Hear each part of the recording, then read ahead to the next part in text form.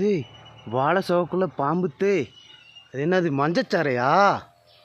அட்டேங்கப்பா தீ வேகத்தில் போகுமே பாருங்கள். இந்த காடு இல்லை மலைகளில் வந்துட்டு வேலை செய்யக்கூடிய ஆட்கள்லாம் இதெல்லாம் சர்வசாதாரணமாக பார்க்கக்கூடிய ஆட்கள்.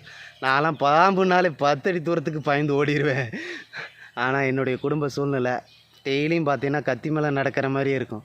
ஒத்து பார்த்துக்கே போகணும், ஒத்து பார்த்துக்கே வரணும் அப்படின்பாங்க. அது எத்தாச்சோடு அது என்ன நகருதா பண்ணுதான்னு பாருங்கள் ஃப்ரெண்ட்ஸ். சப்ஸ்கிரைப் பண்ணுங்கள், லைக் பண்ணுங்கள், ஷேர் பண்ணுங்கள். இப்போ அதை வந்துட்டு கல்லை தூக்கி போடுறேன். அது மட்டையை தூக்கி எறிஞ்சேன், ஒன்றும் இதாகலை. இப்போ கல்லை தூக்கி போட போகிறேன், பார்த்துக்குங்க. அது எந்த பக்கம் பாயுதுன்னு தெரியாது, இருந்தாலும் நானும் ரெடியாக இருந்துக்கிறேன். ஏய் ஆத்தே, அது வாடு கம்முன்னே கிடக்காப்பா, தலையை தூக்கி பார்த்துக்கு.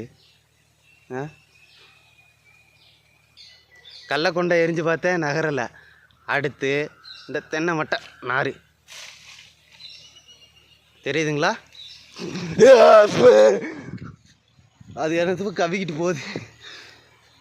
அது பார்த்தீங்களா போகிறது? போயிடுச்சு. தவக்காலையை பிடிச்சி கவிக்கிட்டு இருந்திருக்கு. ஒரு நிமிஷத்தில் பயந்துட்டேன்.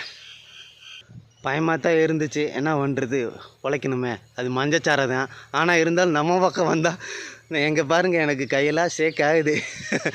ஓகே ஃப்ரெண்ட்ஸ், சப்ஸ்கிரைப் பண்ணுங்கள், லைக் பண்ணுங்கள், ஷேர் பண்ணுங்கள், கமெண்ட் பண்ணுங்கள். இது போல் வீடியோ இருந்தால் போடுறேன்.